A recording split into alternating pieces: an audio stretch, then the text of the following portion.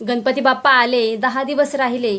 बाप्पांबरोबर आपण घालवलेले काही क्षण असतात ते क्षण हृदयामध्ये कोरले जातात, तर काही क्षण हे मेंदवामध्ये छापले जातात.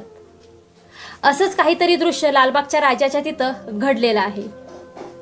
एक बाप आपल्या लेकीला खांद्यावरती बसवून घेऊन लालबागच्या राजाच्या तिथं दर्शनासाठी गेलेला आहे. दर्शन घेऊन झाल्यानंतर त्या बापाच्या ध्यानात आलं असावं की बाबा आल्यासारखं आपण एखादी सेल्फी घ्यावी. सेल्फी काढत असताना काही 2-3 सेकंदाचा विलंब झाला की लगेच तिथं असणारे जे बाउन्सर आहेत त्या बाउन्सरांनी त्या बापाला मारहाण करायला सुरुवात केली. खांद्यावर बसलेलं लेकरू हे कृत्य बघून काय विचार केला असेल त्यानं, या मंडळाबद्दल काय छाप राहिली त्या लहान लेकराच्या मनात, हे दृश्य बघून तळपायाच्या आग अगदी मस्तकाला गेलेली आहे.